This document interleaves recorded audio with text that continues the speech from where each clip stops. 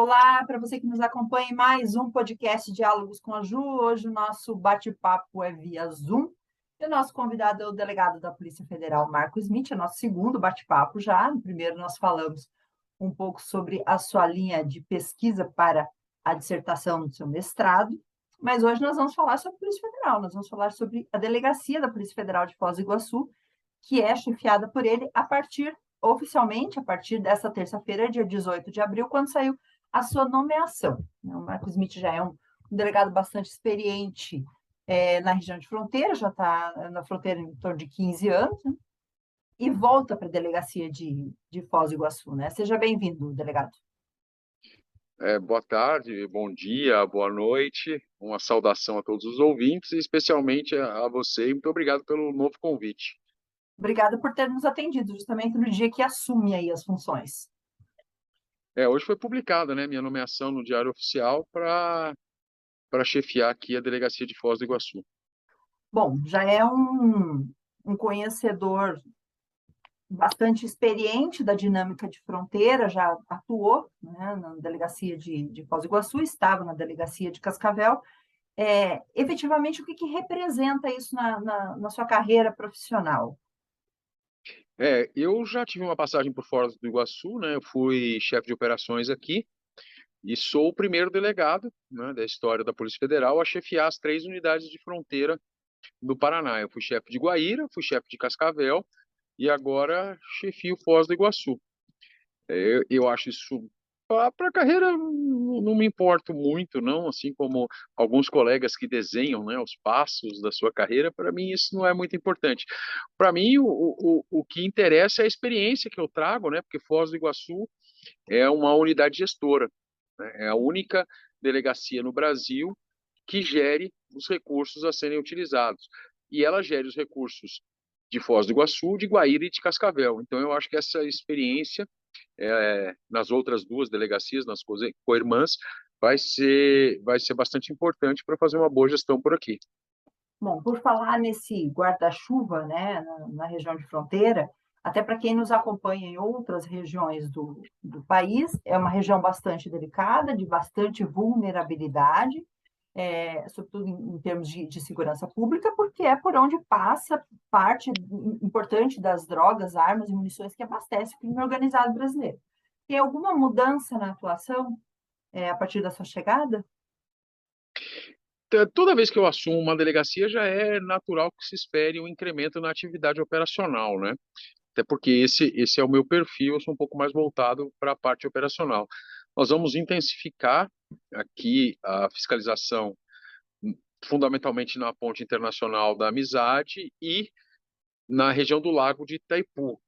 E para ter sucesso nessa missão, nessa intensificação da fiscalização, nós vamos contar bastante com a parceria e a coordenação dos trabalhos com a Delegacia de Guaíra e a Delegacia de Cascavel, porque se já não fazemos uma segurança pública completa e satisfatória apenas usando a Polícia Federal, só os meios da Polícia Federal, nós fazemos várias parcerias com outras forças. Imagina se nós não coordenarmos as nossas próprias delegacias, as nossas próprias unidades. Aí o serviço prestado à população ele vai cair de qualidade e de quantidade também. Então nós vamos procurar acentuar essa colaboração entre as 3 delegacias. Como é que a gente está hoje em esquemas operacionais, sistemas de inteligência, de vigilância? A gente sabe que efetivo nunca vai ser suficiente, mas para isso a gente também pode contar com a tecnologia, né? Como é que você É, recebe a delegacia de Foz? o efetivo nunca é suficiente. Se a gente lembrar que os americanos têm em torno de 25 mil homens para patrulhar a fronteira com o México e as drogas continuam entrando, essa simples constatação mostra que simplesmente efetivo não resolve o problema. Nós temos que usar a inteligência, nós temos que buscar o proveito do crime, né, o dinheiro, o criminoso, nessa particularidade, o criminoso internacional, ele está no métier atrás de dinheiro, de lucro. Então, nós focamos bastante a nossa atuação em não permitir que o crime seja vantajoso, né? Em ir atrás entre aspas, lucro do crime. A delegacia aqui, por óbvio, né, nunca nenhum Nenhum chefe vai achar que está com todas as ferramentas à sua disposição. Nós precisamos reforçar alguns pontos, no meu entender, né, como meios de vigilância eletrônicos, seja móveis ou seja fixos. Eu entendo que esse é o caminho, essa é a tecnologia que deva ser usada, né? A vigilância através de meios eletrônicos, sejam eles fixos ou móveis, ou seja, pontos de observação, como câmeras e utilização de drones, por exemplo. Então, a gente sabe também que os recursos que estavam previstos para a delegacia e, por consequência, para todas as delegacias da região de fronteira, as 3 delegacias, ele era bem pequeno, né? Ele era limitado, inclusive, que poderia colocar em risco algumas ações, algumas atividades. Como é que a gente pode considerar hoje questão orçamentária para o ano de 2023? O orçamento, né, tanto da Delegacia de Foz quanto de Guaíra e de Cascavel, ele foi aprovado o ano passado, no governo anterior. O orçamento, numa primeira olhada, ele era, né, francamente insuficiente para desenvolver todas as atividades necessárias. Nós estamos realizando alguns projetos, né, que serão levados ao Ministério da Justiça, que já sinalizou favoravelmente a sua implantação, e esses projetos vão trazer um orçamento adicional, né, por parte desse governo para a realização de um serviço de excelência, né? É o que a gente pretende, mas que seja adequado à região, o que o orçamento anterior não permitia, né? A gente consegue falar em cifras? Nós estamos falando aqui para Foz do Iguaçu em torno de 20% abaixo, a Foz do Iguaçu, as três, né? Em torno Uhum. de 20% abaixo do necessário para custeio apenas das unidades, né? Ou Isso seja, para é manter bastante. funcionando. Para manter funcionando, seria 20% a menos. Então, são orçamentos que estão na casa de 20 milhões. E nesse momento, então, seriam necessários em torno de 24, 25 milhões para deixar tudo redondo, ou os 20 milhões seriam suficientes para deixar Não, tudo na caminhando? verdade não. Na verdade, quando você faz os cortes, você acaba tendo um pouco de sobra orçamentária, mas o simplesmente manter a delegacia a, não é o objetivo e não é a pretensão, tanto da direção geral, quanto do nosso superintendente regional, quanto minha, né? Eu não vim aqui para manter as coisas do jeito que estão. Eu fui nomeado exatamente para dar uma incrementada nessa área operacional. E a área operacional ela é sempre cara. Sempre que você coloca um barco na água, você coloca uma viatura para fazer patrulhamento, você não pode contar apenas e tão somente com o gasto de gasolina. Você tem que lembrar que o gasto de manutenção vai aumentar, porque está sendo mais usado. Você vai acabar tendo um sinistro ou outro em perseguição, etc, etc. Até mesmo acidentes naturais, como um barco que acaba atingindo uma pedra com a rabeta, isso dá um custo elevado. Então, assim, aí você não consegue usar valores absolutos, né? Você tem que aumentar numa quase que geometricamente. E isso é o que a gente está conseguindo, e se Deus quiser vai dar tudo certo, junto ao Ministério da Justiça. Você já estava em operação, né, em Foz do Iguaçu, mesmo antes de sair sua nomeação, né? Eu estava em missão aqui, Missão, até para missão. conhecer os desafios, né? Já fazendo os levantamentos e preparar esses projetos para conseguir aumentar a atividade operacional da delegacia. Uhum. Além da questão de crime organizado, questões, né, problemas transfronteiriços, a gente também tem dois aspectos que foram muito debatidos na imprensa nos últimos meses. Um deles diz respeito à questão dos sequestros relâmpago das extorsões que estão sendo sofridas por brasileiros do lado paraguaio. E uma das reclamações, inclusive, das vítimas era que não estava encontrando muito respaldo na Polícia Federal para auxiliar nesse processo. A Polícia Federal participa dessas investigações? Então, nós vamos nos inteirar dessas investigações, vamos participar sim, até porque esse crime ele acaba tocando o território brasileiro, né?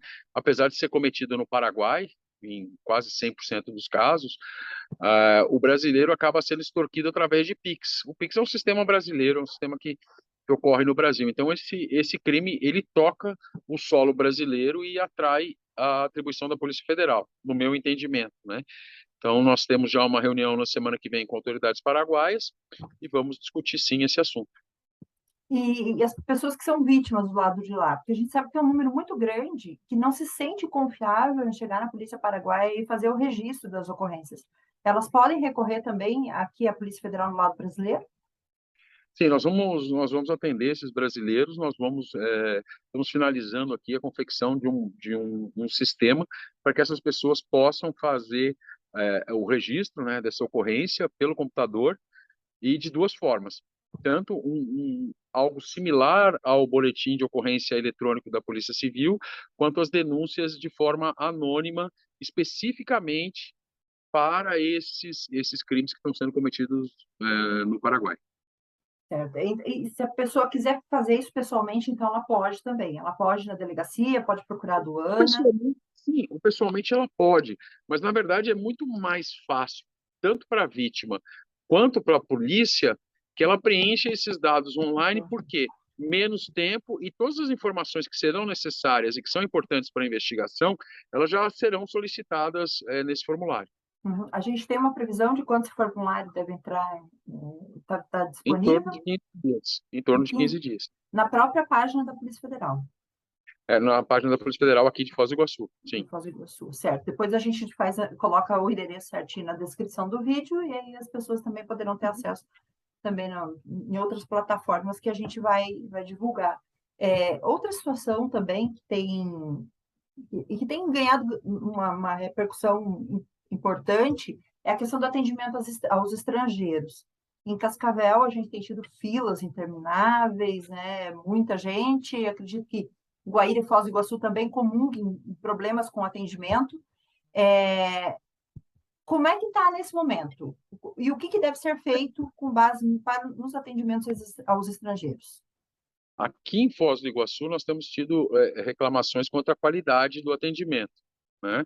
Não tanto quanto a espera mais na migração para o Paraguai do que no registro do estrangeiro. Esse problema nós esperamos que seja resolvido através da colocação no ar de uma avaliação do atendimento recebido. Então, quando a pessoa ela se cadastra para receber o atendimento, ao final do atendimento ela vai receber um link para ela avaliar como foi aquele atendimento. Então, você vai individualizar quem foi o servidor que fez esse atendimento e você vai poder capacitar esse servidor para prestar um melhor atendimento ou, se for o caso, tomar outras medidas de cunho administrativo com relação a isso. Acredito que a qualidade do sistema e do atendimento dos estrangeiros vai melhorar bastante. Com relação à quantidade de pessoas, né, nós tivemos umas reuniões preliminares aqui com as autoridades de turismo de Foz e vamos buscar assinar um termo de cooperação técnica, né, para que essas entidades de turismo possam contribuir com a Polícia Federal na realização fundamentalmente da imigração. E em Cascavel? Em Cascavel, já o delegado Jackson foi nomeado na sexta, salvo engano, até a minha nomeação para cá dependia da nomeação dele aí, para que não ficasse sem chefe.